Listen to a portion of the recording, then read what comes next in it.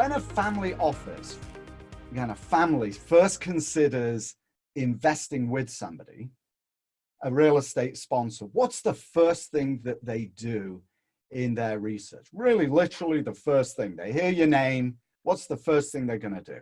Honestly, in the first 3 to 5 seconds, they've already cut out 90% of those that interact with them as someone they'll never do business with, probably.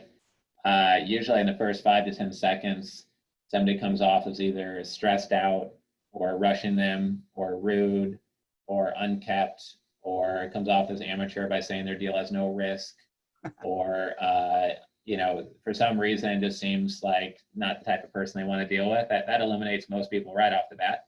But the very first thing that they'll do is look at whether they've heard this 100 times before. And it just sounds like, oh, okay, so you buy, C-class apartment buildings and do a 10K renovation and then raise rents and sell it 4 years later. That's what 800 other people do in the US as well. So if you can't say what you do in a unique way in a single sentence, I think you're pretty much dead, because a lot of these families see a good amount of deal flow. And if it doesn't sound unique instantly, and they don't lean forward and say, oh, well, how do you do that? Or that's interesting, then they just move on. That's like the second kind of quick test.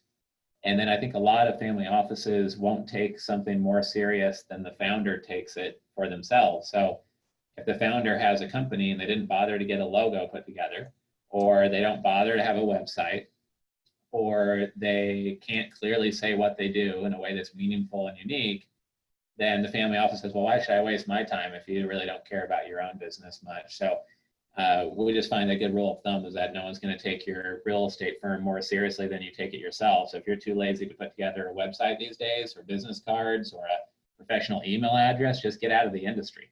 Like, You got a Hotmail account. Yeah, exactly.